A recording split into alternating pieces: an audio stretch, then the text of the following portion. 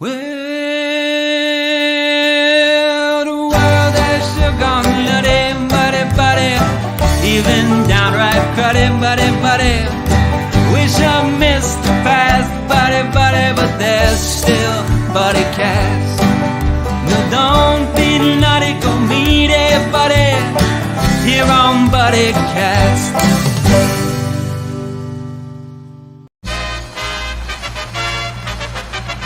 Ladies and gentlemen, please welcome the founder and host of Buddycast, Nick Sorensen.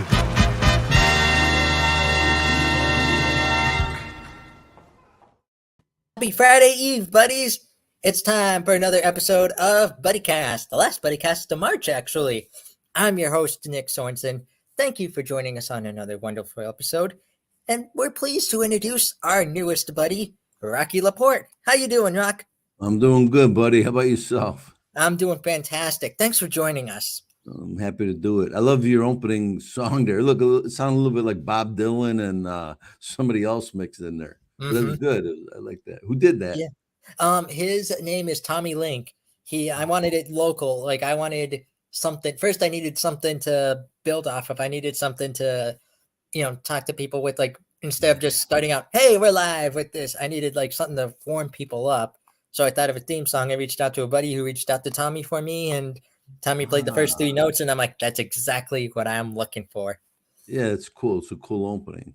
So I call everybody Buddy, too. Like, is that how you got it? Is that where you got it? Exactly. I got it from my grandfather, who used to call me Buddy all the time. Like, anytime I came over to his house, hey, buddy, how you doing? Or anytime, we met up in, like, public or something. Hey, guys, come over here. Why don't you meet my bud? So, What if he really didn't know your name? He knew my name. Trust me. Whenever I got in trouble, he knew my name. When I don't remember people's names, I'm, hey, buddy, what's going on? Exactly. So, buddy, I got to start by asking, what sparked your interest in comedy?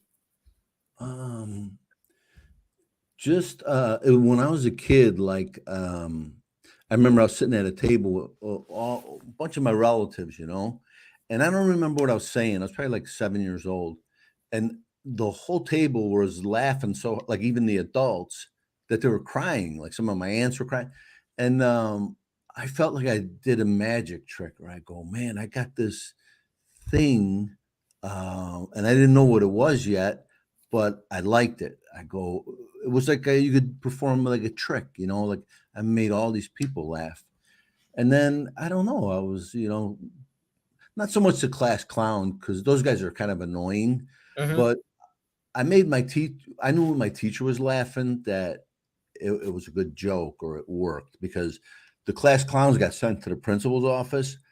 She told me, go in the hall. And I'd go in the hall and then I'd be thinking stuff to do when I came back in, like, hey, second show's starting, And I don't know. I wasn't interested in school, and I loved comedy, and I just love making people laugh. And I don't know. It's a gift, I think, I really, not saying that in a way where, we're special or anything like that, but like my father and my brother, they can draw like your fate with a pencil, and it would look exactly like you. Like they could do that. It's amazing. They're artists. I still draw stick people. I couldn't draw off someone had a gun to my head, but I don't know. I think I just got that thing and it's great to make people laugh, and It absolutely everybody is. feeling better, So growing up, who were some of your comedy idols? Daffy Duck, Shemp, Foghorn Leghorn. I like the Rodney Dangerfield a lot. Like he made me laugh. And I just remember I was like the only kid on my block. I was like 5 or 6, and I was up. My parents didn't care if I stayed up much Tonight Show, because I liked watching the comics on there. And I'd ask my friends, and they go, no, we're in bed, because you watch, Carlin and Pryor and all these guys. And I didn't even know back then that was a job. Like when I was a kid, I thought, well, these guys must, drive a cab in the day and do something. I didn't know like it was a career till I got older, Nice. So what Tell us about your early stages, like the first open mic you did, first paid show. Like take us through your history. Oh, well, how do- I remember when I was a kid and I was at my sister's wedding, and back then they played live music. They had bands. Mm-hmm. So, and this was like in the '60s. So I'm going up to the band, and they had a little, you throw money in if you request a song, you put money in their jar or whatever, even though they were getting paid already. But if you wanted to hear a song, so I would get like I asked an adult for like money. Hey, give me $1, give me $1. And I go, hey, the bride, because the bride was my sister. I go, she wants to hear Batman. So I did it about 4 times. I had these idiots playing like Rawhide and like from all the TV shows that were, I go, do you know the theme to the Green Hornet? And they go, no, we don't know that one.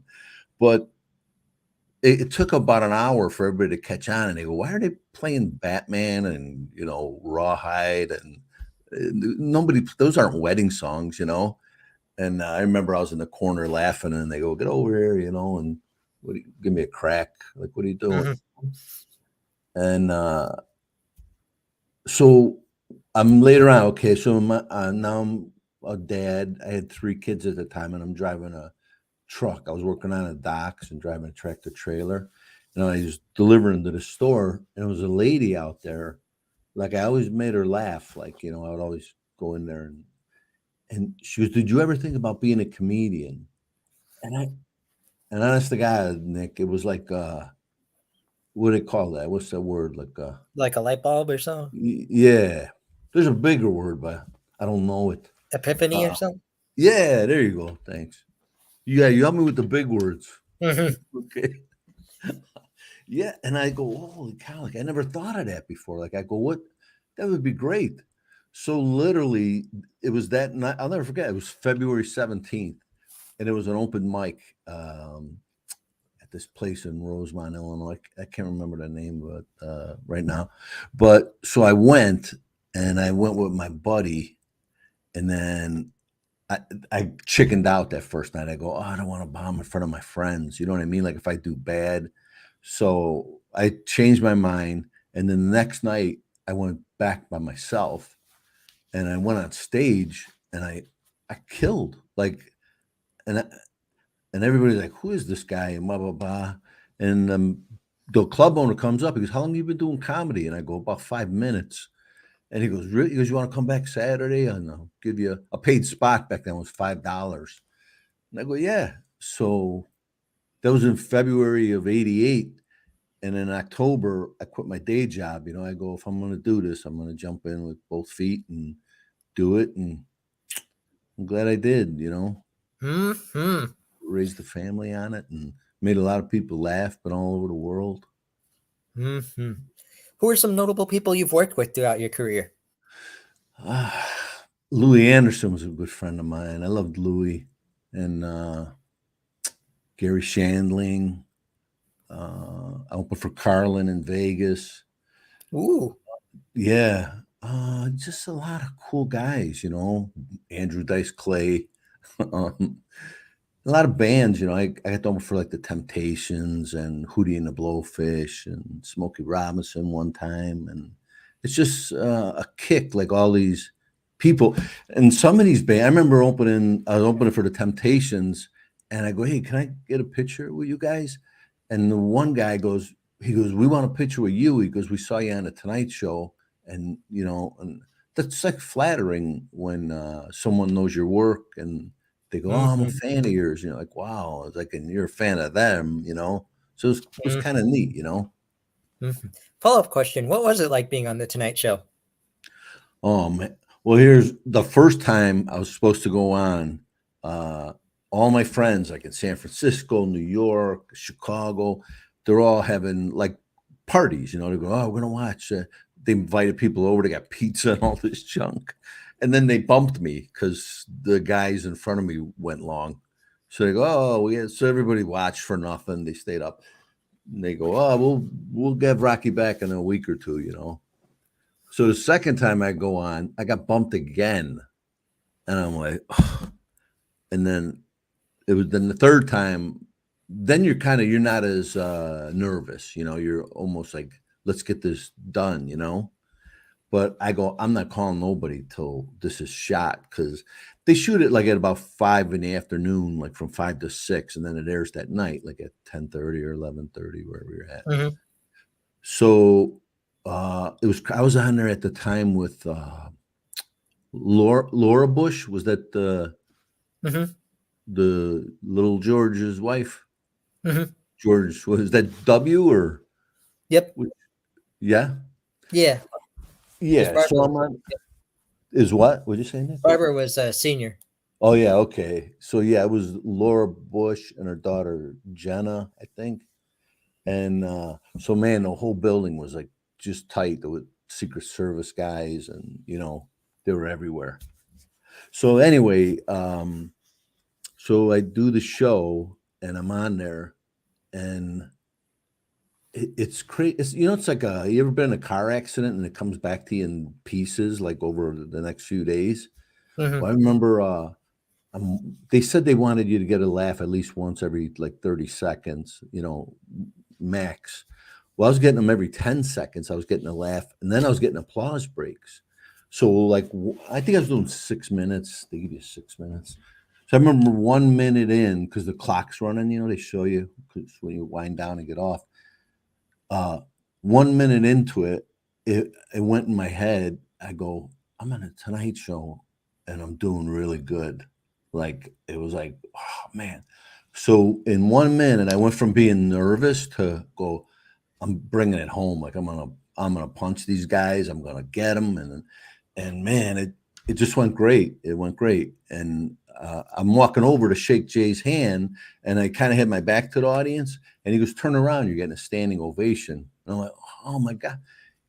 For the first time on a Tonight Show to do that, I was floored, and I didn't know what to do. I'm telling everybody sit down, what I mean? Instead of taking it in, I was like nervous. I'm like, hey, sit down, And then I didn't get a chance to do panel because that show went long. And believe it or not, the first show and the third show, it was the same two guys that bumped me the first show. Wow. So yeah, they were on there. So I didn't get to do panel at the end, but it was a great experience. It was just, What was it like working with Jay? Oh, Jay's a great guy. Everybody likes Jay. He's real easygoing, and he loves to talk shop. Him and Carlin, you could talk with them, and Gary Shandling.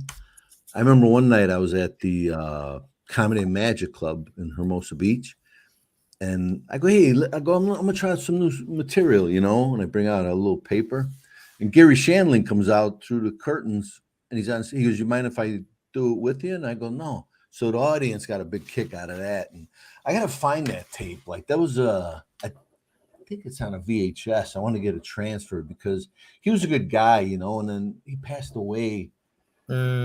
So we were doing, like, I would do a joke and then he would do a joke, and I would do one, and the audience loved it.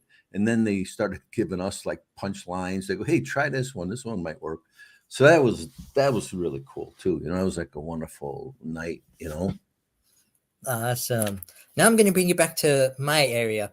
What's it been like with your experiences here in Erie? What's it been like working the shows in Erie? I love Erie, man. That town, you know what?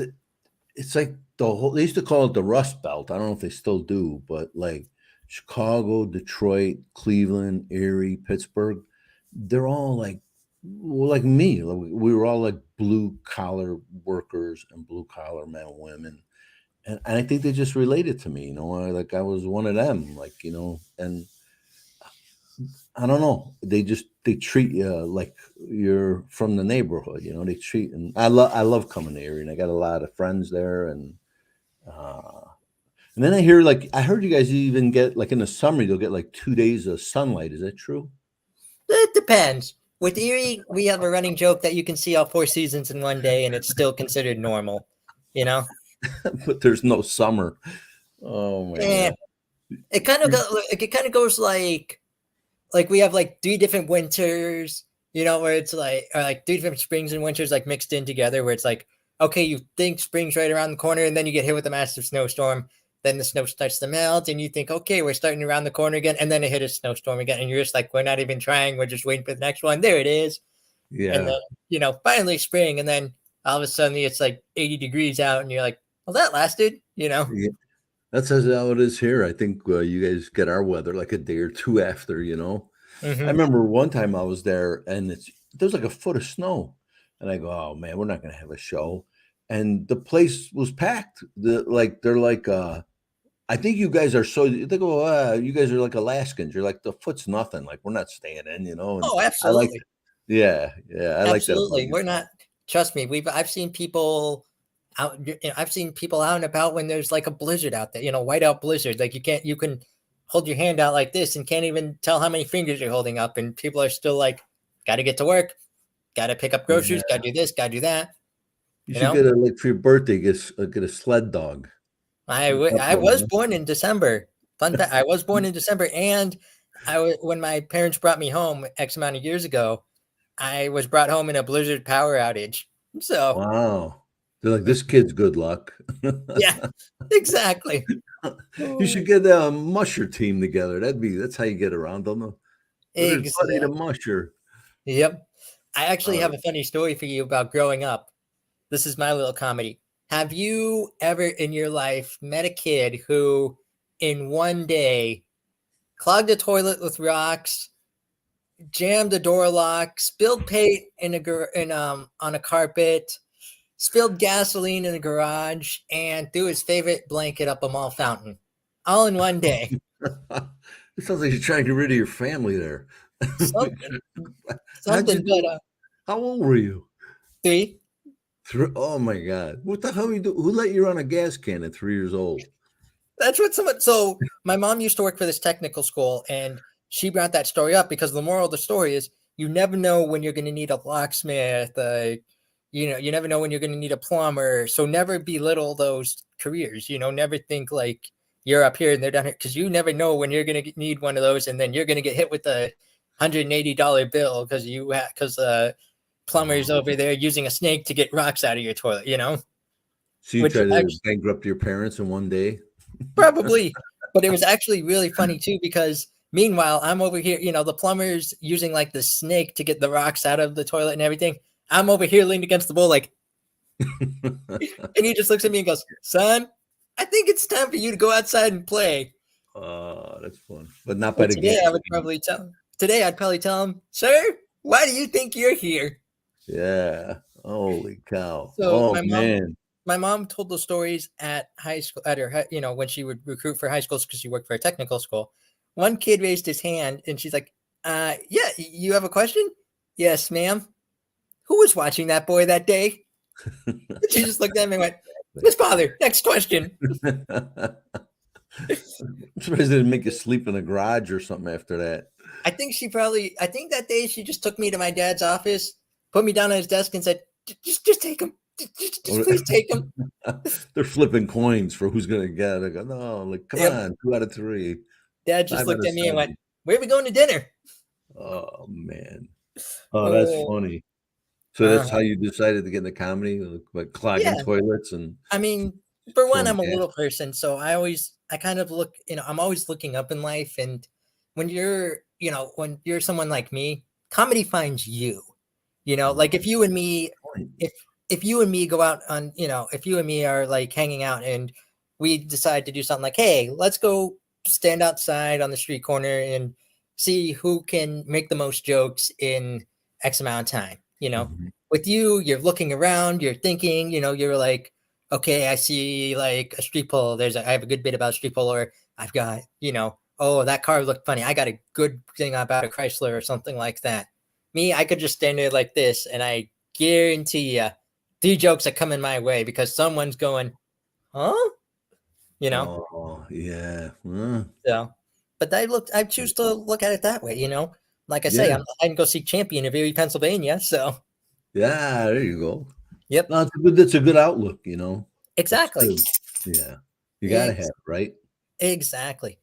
You can run from it or learn from it. Yeah. Another thing too, I think people have no idea how hard comedy is. Like, Oh, 100%. everybody thinks they're funny, but when you Mm, get on stage, it's a whole nother world. exactly. That's one thing. If I was ever teaching a college course, like a public speaking course, that would be my one assignment. Go find an open mic, or we're going to host an open mic night. You guys are going to be comedians. So invite your friends, invite your family, you Yeah. guys are going to be the comedians, and it's going to be you. You have to do 5 minutes, and that will deteriorate from that point on. If you can do 5 minutes of comedy, you can do a public speech. You can do anything. If you can do 5 minutes of comedy, you can do whatever you put your mind to. Uh, yeah. And I've seen like huge names just bomb, like Oh, there's 100%. We've all had um, you've had plenty of shows where you thought, hey, this joke's gonna kill it. And then you just get crickets from it. You just get oh, nothing you've from seen my it. shows? You've seen my shows then. Oh, like We want here's a perfect example. Last week I'm in Cleveland. I think we did like 5 shows, and they went great. I got a couple yeah. standing ovations. It was just I couldn't ask for more. Well, then Sunday I flew out to Palm Desert, California, to do this corporate event, and it was from people from all over the world. Japan and Australia, and I didn't know half of them didn't understand English too well. And there was about 1,000 people there in this big resort. And it was me. I was like the host. And then there was 2 bands that I kept rotating on and off. And it was like the worst gig for some of those band members, 3 of them came from Europe. And I came from Chicago. The other guys came from Atlanta, all the way there to entertain these people. And they couldn't care less. I guess because of the pandemic, they had, so now they're all trying to make deals, and they're all salespeople, and now they're all trying to sell their parts and for satellites, and it was like they were there to drink and get some deals done. So you're pretty much like a talking head up there, like no one. You're like, wow, this is but they pay you to do these things, and you go there, and and I told the lady, I go, I've been doing this 35 years. And I go, I did material that got me a standing ovation on a Tonight Show. I go, no one's even listening here, Yep. People got to listen with comedy. That's why, you get these hecklers, they come out and they go, oh, I can be, all that does, you don't yell out there in a movie or a play.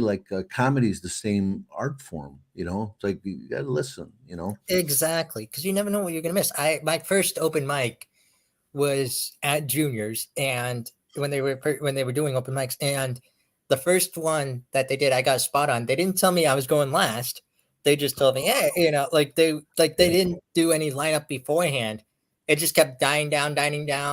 Me and my family's over here waiting in the corner, like any minute now he's gonna be up there. And nope, he's not the next guy. Okay, keep waiting. So the other guys are going long over their time, right? Yep. And then the one comedian, he brought half the audience, and they were disruptive as ever.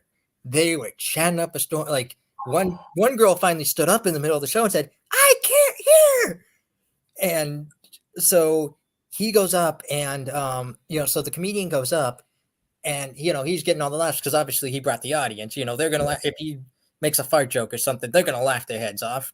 Yeah, something like that. And then after he's done with his time, half the audience gets up and leaves.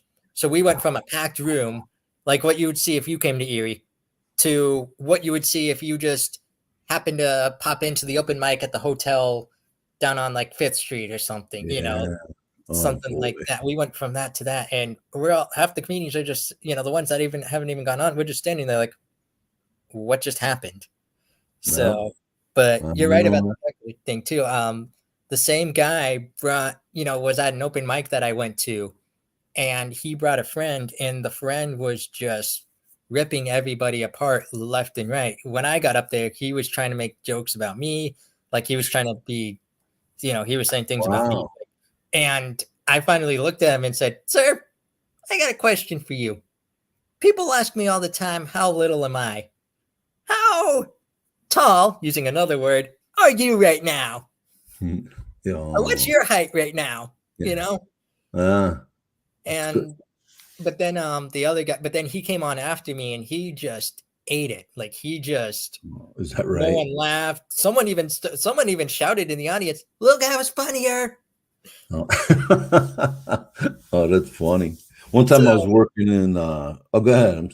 yeah, so that way, and then the next comedian threw the guy out too. He's like, "You think this is funny? You think this is like some big joke to you when there are comics up here who are striving to do what they do? You know, this isn't Yeah. like just And you know something what? All there." those people, they didn't pay $30 to hear some drunk yell stuff out. Exactly. You know, that's a good club will toss those people. They give them one Yeah. warning and then they toss them. And I Mhm. don't understand. Like, it's good to go to a comedy club and have a Yeah. drink and watch a show, but what I don't understand is like, why do people get bombed out of their mind and then go into a place where they have to be quiet? Like Yeah. people that drink a lot aren't quiet. Like go to a sports bar if that's what you want to do, but Yeah. don't come to a place where Exactly. you have to be quiet and watch the Exactly. show. It's like, you wouldn't go to a library, you wouldn't go to like a movie theater if you're doing this stuff, you know? Yeah, or a play. Yeah, Yeah, yeah, exactly. Because there are people that are doing, there are people that are doing impactful things there that need to focus, concentrate. Yeah, it's yeah. good to go to a comedy club and laugh your head off, like, someone tells Mhm. a really funny joke and you just can't help yourself. But at the same time, no one wants to hear how your work day went or something like that. No one wants to hear like what you and whoever are going to be, after this show, like doing things after Yeah, this show, or what your weekend plans are, something like that. We're here to escape everything, like escape work, escape life, and just for an life. hour. Yeah, just for an hour, Yeah, just for that little hour that we have, like hour or 2 hours, just have someone make us laugh. yeah. Have someone tell jokes that we can relate to and just laugh, you know? I remember I was at there was a place. It was called Grandpa's. It was on Staten Island, New York, and Grandpa L. Lewis from the Munsters. Mhm. It was part his place. He had his name on it. He was a partner. So I was working there, and it was it was a big crowd. It was packed, and the show was going good. So I'm getting ready to go up, and they go, hey, someone's coming in to do a guest spot. It was Andrew Dice Clay, and this is when he was selling out Madison Square Garden. So he goes up in front of me. They said he's going to do 10 minutes. He did about 45. And now we're past like 2 hours into the show, and they wanted me to go up after Dice and do another 45 minutes. Like, nobody's going to sit there for 3 hours. And, and after Dice came, like people were losing their minds. You thought Elvis came in the building, because that's when he was at his peak, Yeah. And I think he was one of the first comics to ever sell out Madison Square Garden. So, yeah, that was a challenging night, Mhm. That's when you go up and you do your strongest closing bit up front and then Yeah. pray that you find something good to close on when you're done. Exactly. So this brings up a good story. Keeping it, family orientated, keeping it buddy like. How do you deal with hecklers? Like, give us a heckler story, how you handled it. Well, sometimes, if you can keep them laughing, I found you won't get no hecklers because you don't give them room to get in. And then sometimes, not to like belittle them or nothing, I feel like they're like a classroom of kids sometimes. Mhm. And I don't know.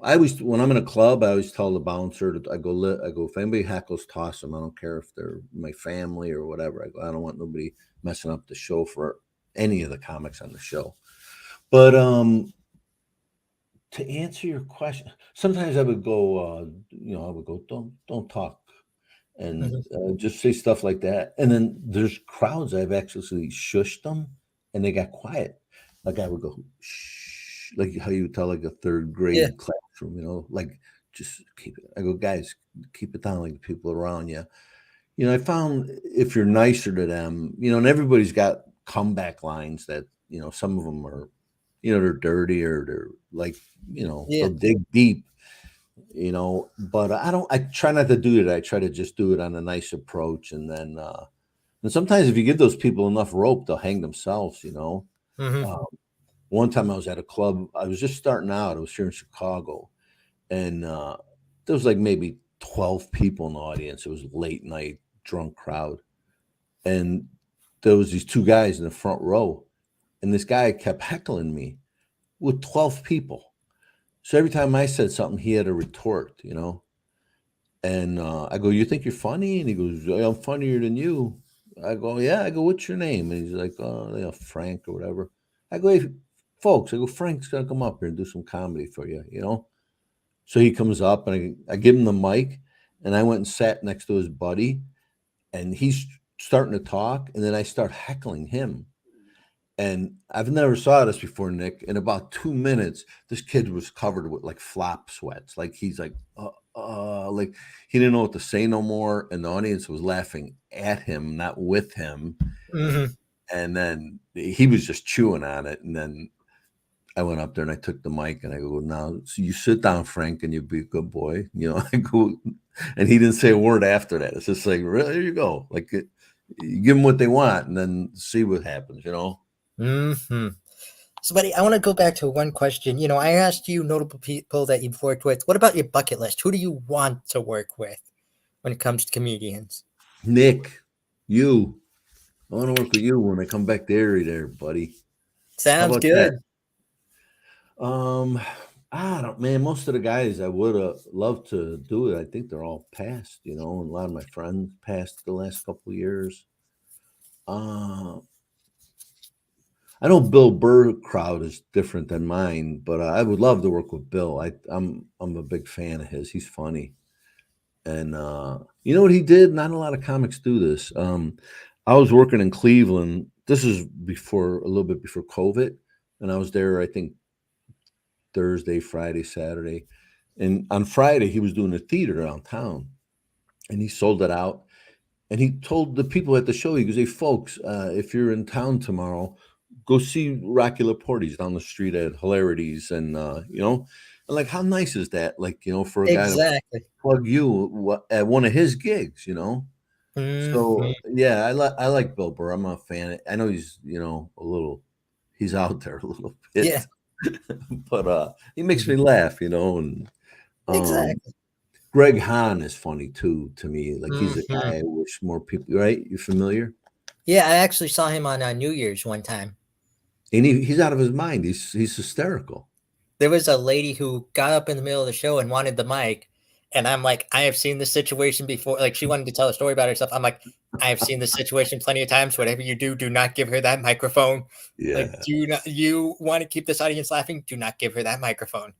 And he was telling her to sit down, and he's like, he's like, "You're blocking their view." And she's like, "I'm only like 5 foot something." He's like, "Yeah, they're sitting down. They're 2 foot something, you know?"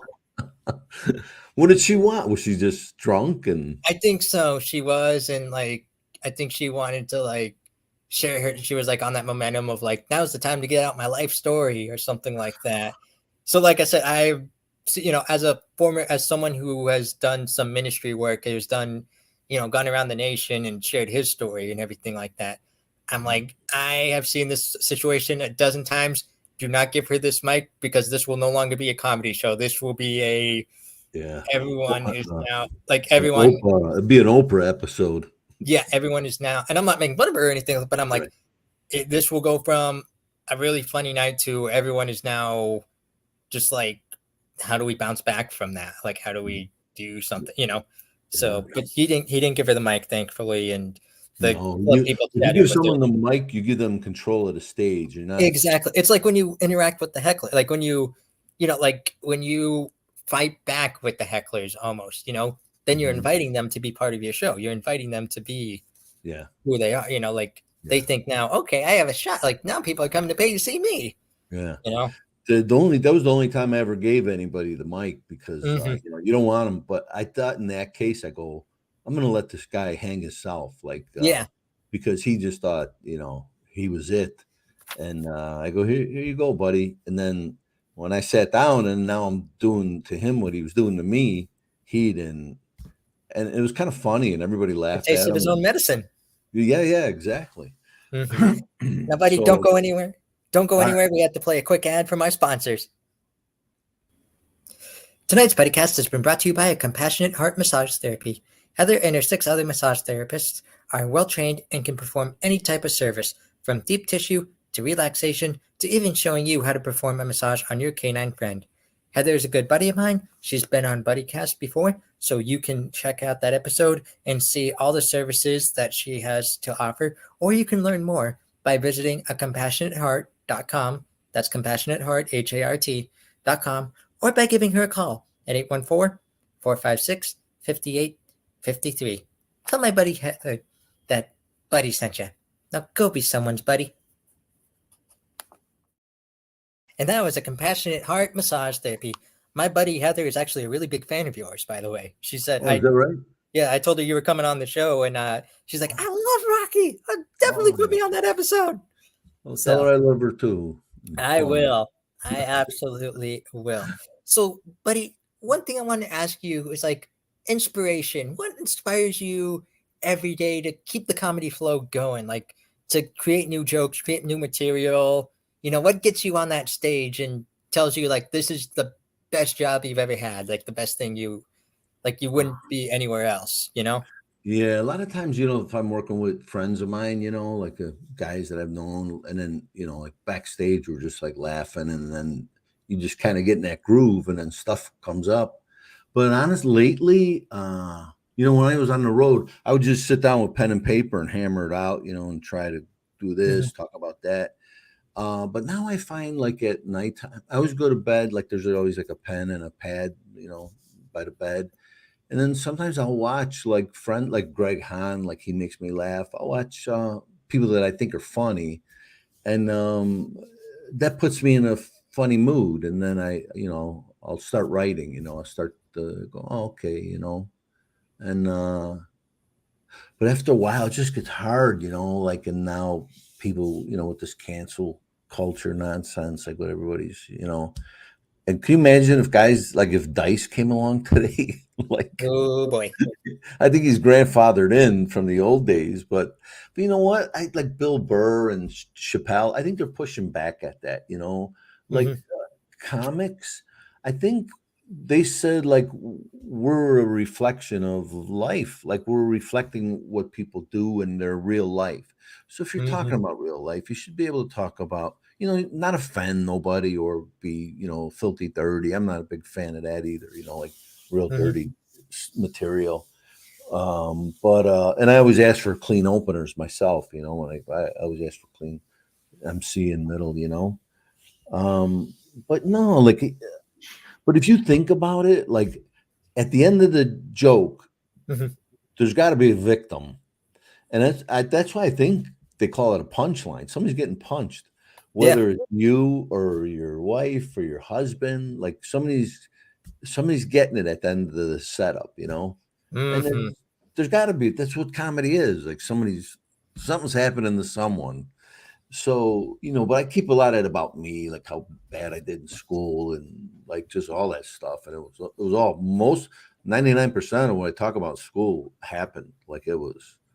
I got an F- one time. Teachers go, I've never seen that. I go, I got them. I had 2 of them. I'm like, that's like you failed and then some, then the teacher don't like you.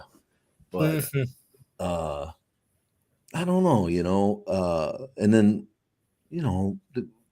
asking the club to keep hecklers quiet, and then watching good comics inspire me to write, and and don't ever new comics coming out. I don't mean watch it and then lift their material. Don't do that's a bad thing to do. And people have done it for a long time in comedy. And the one thing I hate, I've done jokes on stage, that I've written them that night, and then someone in the audience, they'll go out and put it up on Instagram or Facebook. And now that joke is out there and they didn't ever give you credit for it. And then they'll hear you tell that joke at another club in another town. They go, oh, he took that off Instagram. And I'm like, no, I didn't. I wrote that.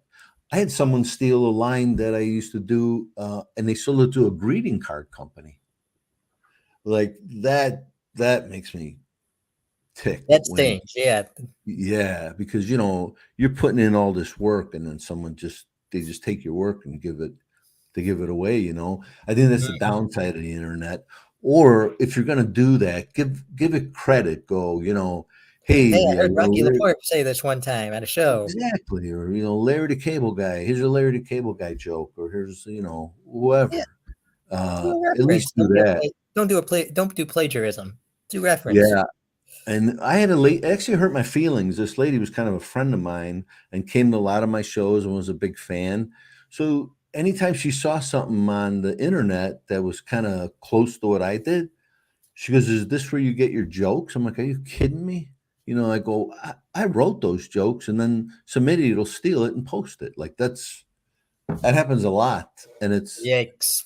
I mean, so you're constantly trying to churn out new material, and it's just like, it's not easy.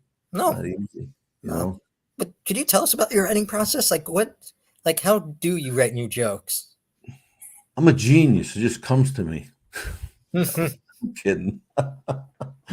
um, I don't know. Like a lot of times I'll see stuff like that happens, and then what I'll do? I'll write the joke out. Like if I think something's funny or a subject, I'll write it out. And then I'm real big about editing. Like, 'cause some people, if you have a 4-minute setup, that punchline better be funny, because if you're up there talking for that long and they're not, laughing, Mhm. you gotta tighten that up, man. So I go, you know what? I'll write out something like, you know what? I don't need this word. I don't need that word. Like this, I don't need to say the right there. And I love editing and like getting it down to its tightest, And yeah, that's like a lot of my friends when we write, they go, "Hey, Rock, they go, how can I shorten this?" Like I'm pretty good at getting from A to B to C. Because I like that. And storytellers are okay, but it seemed like in the old days, a lot of those guys did that, like Cosby and, all the guys back then, people would wait on the punchline. But today with, we got faster internet, we want fast food, we want everything right now. We want So, everything to be 1-2 punch, 1-2 yeah. punch. And people don't like, you'll see people at shows, like if the comic's not getting them to laugh in the first couple minutes, they go on their phone, like, the show's over for them. It's like, that's not how it works, Hmm. I do have a funny joke. I saw, Tammy Pescatelli. Yeah, but she's a good friend of mine. She's a good friend of mine too. And I went to one of her shows in Meadville. I had a front row seat. She was performing at a theater, and I don't know. I just got comfy or something like that. So I was sitting there with my arms crossed. Yeah, just I was comfy. It was nothing against her or anything like that. I was laughing, but I was Uh-huh. just sitting there smiling, had my arms crossed, and she's like, "Sir, you have your arms crossed. Are you not having a good time or something?" And she pauses, and she's like, "I know you. You're my friend." So I just waved, and then I just put my arms to my side. I'm like, "Sorry." Yeah. Yeah, Tammy will tell you like it is. She'll, Oh yeah, she's not afraid of anyone. no, no, you don't want to I heckle her. if she ever had a heckler, I would just be in the background making the silent cross like Putting holy water on a guy. Yeah, exactly. I seen Tammy. She's like, she's not dirty, but like Dice and Lisa Lampanelli, like if they got hecklers, like they went after them. Bobby Yeah, Slayton, and that's Tammy too. You don't heckle Tammy, like yeah. you'll I wish you remember didn't go to the show. someone asked her, like someone like shouted out something at a show, like tell a joke about your husband or something like that, and she said no because he doesn't tell me what to do, and neither do you. And that got her a round of applause. Like that got her. Oh, that's funny. Yeah, that's Yep, Tammy. yep. But Yeah, she's good. at the same time, she is a total sweetheart off stage. Like she is someone who will like rip you a new one on stage, but off stage, she's like your best friend. If you're her friend, she's like your best friend. She will support you in any way. I ran into her once at the airport, and we were both going to the same area, and all of a sudden we were sitting at me and my fiance we're sitting at the airport. We're sitting across. All of a sudden, I get this text message or I get this Facebook message, and she said, "You guys aren't at the so and so airport right now, are you?" And I just look up, and she's directly across from me. She comes over, Oh, says hi, does everything. I'm like, this woman has like TV specials, has HBO special, has like everything. You name it. Like she is a comedy like genius, and she's right here, like chatting with us, like we're friends at a bar or something, you know? Tammy's always been a go-getter from, day one. I knew her when she was actually a server at a comedy club in it was not I think it Meadville? was Or no, it was Pittsburgh? either Des Moines, Iowa, or it was the Funny Bone in maybe I think it was Davenport, Iowa. I know she's back over in Meadville now and all that. Mhm, I think she's a Cleveland native though. mhm. And yeah, so she was doing waiting tables at a comedy club, and I remember seeing like the first couple times she went up, and she had a leather jacket on, and she was this tough chick, and then yeah, she's really come a long way, and she's got good jokes, and yeah, She but has. don't heckle her, folks. No. And Unless you Kathleen Madigan, I love Kathleen. She's Mhm, funny. Who do you mhm. who do you like? Who was your idols, and how did you? I'm interviewing you now. How did Yeah. you Well, get number into 1, I'm this? talking to one of mine, you know? Oh, well, thank you, man. Oh, that Yep. means a lot. But I am a big fan of, like, Robin Williams. I love Jerry Seinfeld.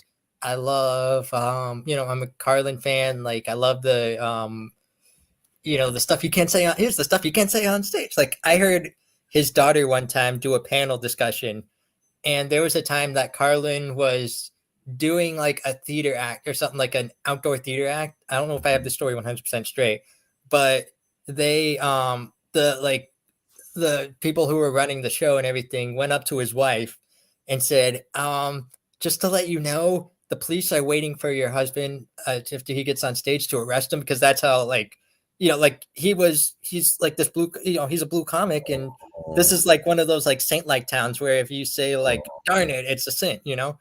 So yeah. she walks up to him on stage, like, can't, like, acts like she's handing him a bottle of water and like give him a hug. Meanwhile, he's like, "What are you doing?" And she whispers into his ear, "The police are waiting for you on stage left when you leave. Exit stage right." He's right. And then Yeah. his daughter says, "So does my dad, like, cut it there or something?" No, not my dad.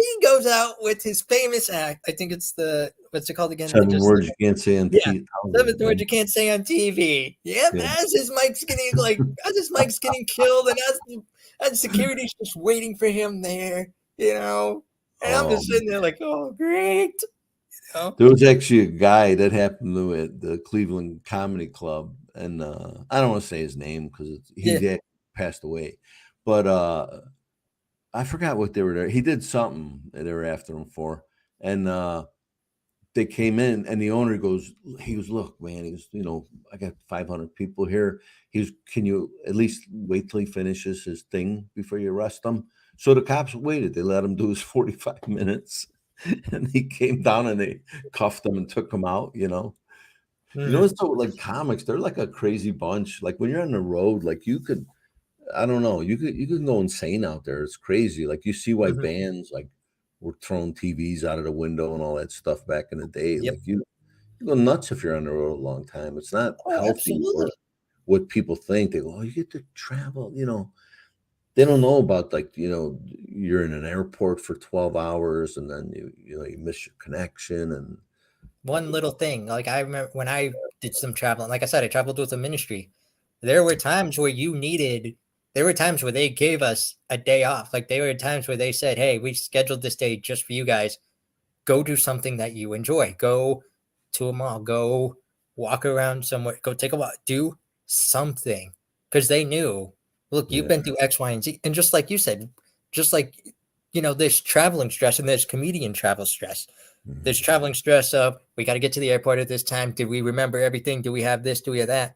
You're sitting in How many times have you sat in an airport waiting for your flight because you're an hour early or something like that? You wanted to get through everything, and you're sitting there just trying to memorize everything. Meanwhile, it's every little thing that's like setting you off. Like, here's a baby screaming on the side, or here's someone who recognizes you. I knew you. You were at this stage at this time. And you're just like, hey, how's it going? Meanwhile, you're still trying to like study for tonight, like you're studying for the SATs or something. Yeah, yeah, yeah. It ain't what people think, and Yeah. they go, oh, you got it easy. Like, you work an hour a night. They go up there and tell jokes for an hour and then, fly for 15 and, Hmm. get a rent a car and then you got to catch a bus or a Uber. And, you're traveling for days to get there and back or to the next gig. Like they don't look at all that, they just think Yeah. you just magically appear and just working There's so out, much behind the scenes. It's like when Yeah. it's like actors. Everyone thinks like, oh, actors get paid all this money because they do just for starring in a movie. Remember, they don't realize all these things. Like, there are some actors, like I'm going to Steel City Con soon, and there Mhm. were some actors that literally, are going to this convention Friday through Sunday, and then flying home and then flying home Sunday night because Monday morning they have to be at a role. They Yep. have to, like, there's no, they're doing this out of the kindness of their hearts, and everyone's like, oh, all they have to do is show up, sign some autographs, take some photos, whatever. It's like, When I started in the comedy boom days, mhm, all the clubs it was Tuesday through Sunday.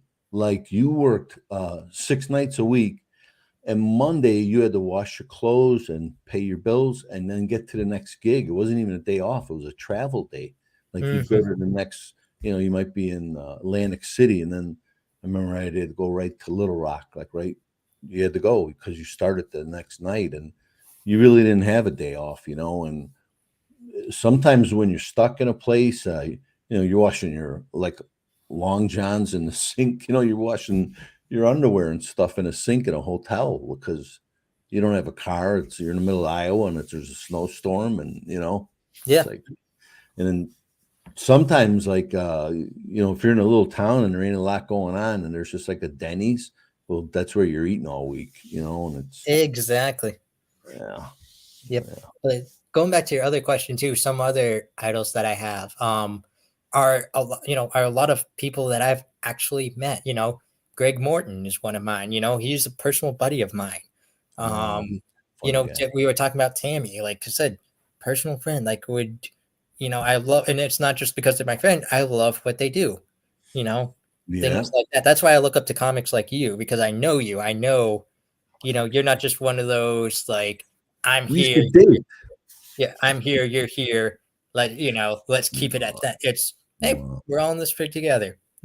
That's right. That's So right. I do have an idol story for you though. I met Okay. Chevy Chase one time. I Oh got a boy. photo with him, and Yeah. he was at a convention, and I got in, like, they had like 3 separate photo ops you could do with him, and I got in at the last one, like last minute. They just added it.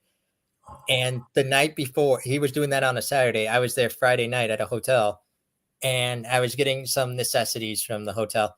I see a box of Tylenol, and I'm like, I put 2 and 2 together. I'm like, I know just what to do. So I walked up to him at the photo op, held it up, and said, "Here's the Tylenol." Uh, I posted that photo on the internet, and everyone loved it. what did he say? Did he say anything? I was waiting for you to show up. That's funny. Oh, good, man. Oh, it's cool you got to meet him. Yeah, he's really nice. You know who else is nice? Beverly D'Angelo, who plays his Oh, wife in the movies. She is, everybody had a crush on her, man, when we were kids yes. growing up. Yeah, she was a I'm hottie. hoping. I know I'm shooting for the stars here, but I'm hoping to get her on the show one day. Oh, that'd be Because she cool. is so nice in person. Like, she was at the same convention. I met her, and she said to her line, she was like just on Saturday. I made a beeline to her line to make sure I met her, and she said, "I hope you guys don't mind. I like to talk to everybody, so just be Wow. patient with me." And she told me this really cool story about how when they shot Christmas Vacation, they Mm-hmm. couldn't use the kids for the night scenes because of child labor laws. Work, yeah, so So long. Yeah. yeah, so they would use the little people for like the standstills, like the wide shot, where it's like zoomed in on Chevy Chase, but behind him are the 2 kids. Right. The stand. Yeah. Or like when the backside turned, like it's like they're Yeah. showing Yeah. the whole family looking at the house, and there's the 2 kids, and then like the parents or something. Those were little people, and she said they were Oh, so nice. So wow. If you ever watch like an old Elvis movie or something, or even in westerns, when the guy gets in a fight, when the star, like you could tell the guy, you could see like he has a wig on and he doesn't yeah, even look like him, like in the scene real yep, quick, they could tell it's a stunt double or whatever. yeah. So Yeah. yep. So, buddy, what would you do without comedy? What would you be doing if you weren't a stand-up comedian? Uh, I'd probably be the Pope. My grandma always wanted me to be the Pope. So And I don't know. I think I'd be a good Pope because I like wearing hats and waving to people, Hmm. and drive around in that Pope car. I'd get seats in there because you got that bubble gum machine car you ever see with the yeah, and he's always standing. Like, I don't know, I'd get like a nice recliner maybe in there. Hmm. That'd be a cool way to meet chicks. Go, hey, you want to see the Vatican? Have them over. And if like Friday be like free pizza, Friday pizza fun. Hmm. You with me, Nick, or no? Or did I lose you? Yeah, I'm still with you. Still. Uh, but Uh, what about some upcoming shows you've got? um, yeah, I was off for a little while. I was down a little bit in January, February, and so now I'm coming back on the road next week, the 3rd, 4th, and 5th. What, right? Is that Thursday, Friday, Saturday? I'm going to be at the House of Comedy in the Mall of America in Minnesota, and then where am I going? Well, I'm going to be in Pittsburgh in May. I think the first weekend of May. I'm going to put all that up on my website. We'll get it up tonight or tomorrow. Yeah, I'm Yeah. going to a lot. I'm going to Minnesota. I know I'm up in Canada for 2 to. I think I'm in Montreal. No, I'm Vancouver and Edmonton, and then I'm in Arizona at that House of Comedy, and then I'm here in Chicago at a place called CD and Me. It's out here. It's April 22nd. So I'm going to be Nice. coming to a club near somebody soon because Mhm. I got a lot of road gigs coming up. Yep. And what's that website that you mentioned? It's www. That's how old it is. RockyLaPorte.com, and Laporte's got an E on the end. Yeah, so Nice. that would be good. And I have friends like in all these cities, so it'll be good to see everybody again because COVID kind of got everybody down and quiet, and it's just good to be out again and laughing. Absolutely. So, buddy, I've got two more questions. One of them I'm going to split into two parts for you. But Okay. the first question is brought to us by my buddy Jonas Kane at #Positivity. He wants to know, in your own words, what does it mean to be someone's buddy? Oh, your buddies, you take care of each other. He's the guy. He calls you up because I got a flat and I'm stuck over here. Can you help me out? And he's like a brother. Like it's Hmm. your buddy. Just do Absolutely.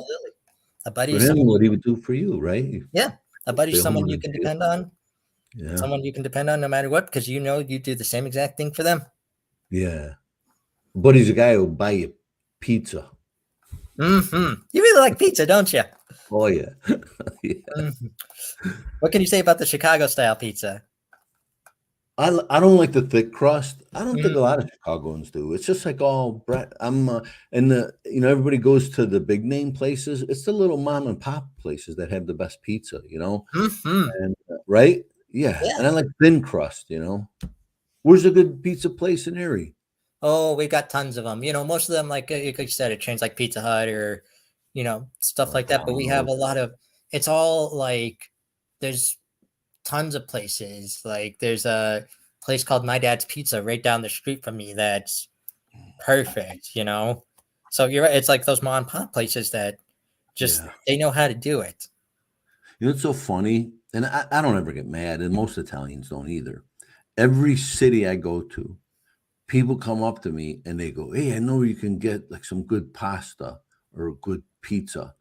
Like, and I'm never offended by that. I know they mean well, Yeah. but like I don't think like that'd be like me going up to an Irish guy and go, "Hey, I know we're selling booze real cheap, or they have Yeah. a sale on kegs over here, or you're just telling, somebody where to get their kind of food for their ethnicity." But Yeah. we never get mad at it, and I think if we did it to other people, they might get mad. But I think everybody knows Italian people like to eat, but we don't take offense to it. It's just funny, I think. Hmm. Like you're gonna die if you don't get like some lasagna in that week. Hmm. So, buddy, now it's come to what we call the ultimate Buddycast buddy question. You ready for this one? I don't know. I'm Hold gonna on, split. let me put my pants on. I'm Oh, I'm gonna. sorry. We're doing a family show. You're Sorry good. about You're good. I'm going to Okay. split this into 2 parts for you. The first part, for anyone out there watching who wants to make it big time in comedy, what's your advice to them? Don't. We get It's that a lot. horrible and it's hard. It's hard. Like I don't want to lie, I mean, it's fun when it's working, but you got to work your way up the ladder. You got to pay your dues, a lot of times, well, now with social media, like these videos, they go viral, and I've been doing this 35 years, and now I'm opening for these guys who they had something on YouTube that hit and it went viral.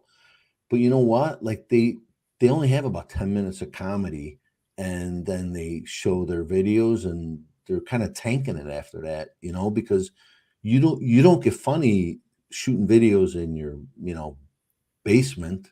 You have to work in front of an audience and work all over the country to get but I don't know, it's different now with viral. I've opened for guys and I'm like, to go, I don't think we could have them back because it was like a one-trick pony, unless they come up with another good vid. And I mean, good for them. It's not sour grapes or nothing, but most comics, you got to climb the ladder, man, and you got to put in the time. You got to go on the road. You got to keep writing and get seen. Then you move to New York or LA, or you get a viral video. But there's no shortcut, I don't think, for time on There's stage. no easy way out. Yeah. Mhm. So what about your advice for someone who has done comedy, but let's say they've hit a slump right now. Let's say like they've hit writer's block. They've, just they need to find their groove again. What's your advice to them? I usually, if I get like that or my buddies get like that, I go, hey, come on, let's go. Again, there's food involved.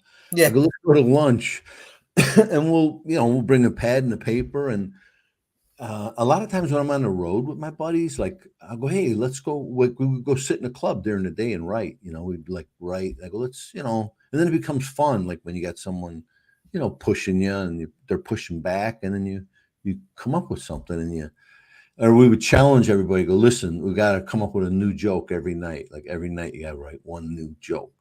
And that's kind of fun because now it's like competitive a little bit, and you got like a little skin in the game, and it's like that's a good way to snap out of it. I think would get one of your comedy buddies and go, let's do this, And then once you get into the process, it's fun. And then some days it's banging your head on the wall. You don't get nothing. It's like being in a batter slump, being a baseball player, and you got to work your way out of it, It sounds a lot like fishing. There are days where you're reeling up fish every 2 seconds, and there are days where you're sitting there for an hour waiting for the first nibble. Yeah. I want to tell you one funny story. This happened, unfortunately. When I was in high school, I used to play football. So we were the Hubbard Greyhounds, and our mascot was this beautiful Greyhound dog, and I think it might have been one of the coaches. I don't remember, but it would come to every game, Well, we were 0-6. We lost our first 6 games. And our mascot, the dog ran away. Like the dog goes, I can't take this no more. Like that's right. Like your mascot takes off. Like he's like, I can't watch this anymore, And I was like, oh boy, and you guys are in the middle. Like every time I come to Erie, I go, hey, who do you like? And half of them like Buffalo, and half of them are Browns fans, and some of them are Steelers fans, right? You're a Steelers guy? Yep. I don't. My uncle. I'm a huge Bear fan, but Buffalo's a good team. They just got to get by Kansas City. Mm-hmm. Right? I'm not like diehard, like every game, gotta be I'm like, look, they win. Good for the, I'll support it. If they lose, I just feel that heartache, things like that. I do, I've got nothing against Buffalo, so you're right. Like I'm rooting for them because they've obviously paid their dues and everything they've done, their history and everything. Yeah. They've gone through it all. But, at the same time, I still love them. I actually met Franco Harris one time. Oh, wow. I'll conclude with this story. Man.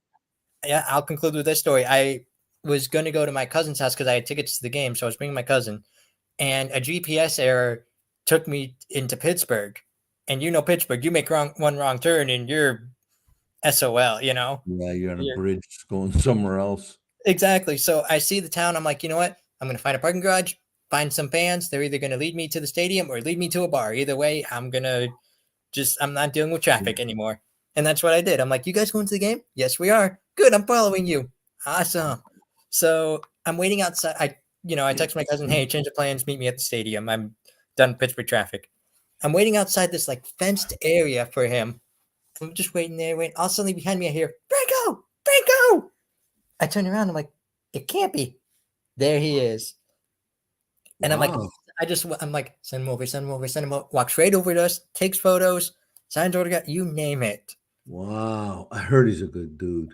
That's nice. He was very present. Like he was one of those he wasn't one of those football players that made you chase after him for an autograph or just push you away like, hey, I'm up here, you're down here. Let's keep it at that. He was just a guy like, I'm just like you. Why wouldn't I come take a photo with you? That's nice. I like hearing that stuff. Yeah. So, buddy, thank you so much for being a buddy on Buddycast. It was an honor to have you. You're welcome back anytime. If there's anything you want to promote, anything you want to chat about, you know where to find me. Absolutely. You too. And I'll see you. I'm back up in area, I think in September, But, awesome. We'll have to do lunch or something. I would love that. Pizza. Yeah. How about pizza? We'll find a good pizza place here. All right. Even if we have to go to Pittsburgh to get it. Hey, fine by me. So, all right, brother. Thanks for having me, man. I appreciate it. And I'll see you when I'm up there and keep making them laugh. You hear, Nick? Exactly. Hey, I got 2 favors to ask you. Number 1, stick around for a minute. We'll chat afterwards. Okay. But number 2, the one favor I want to ask you, and I ask this to all my buddies to come on the show. You're not a guest. You're a buddy. But please, whatever you do today, tomorrow, next week, next month, next year, promise me you're going to go out and be someone's buddy. I promise you. All righty. For all my buddies out there, this is my buddy, Rocky LaPorte. Please, if he's in your area, see him. You won't regret it. I'm your host, Nick Sorensen. Thank you for joining us on another episode of everybody's favorite show. Well, the days are going fast. Buddy, we've got to make them last. Buddy, before they've all gone past. Buddy, tune in to Buddycast.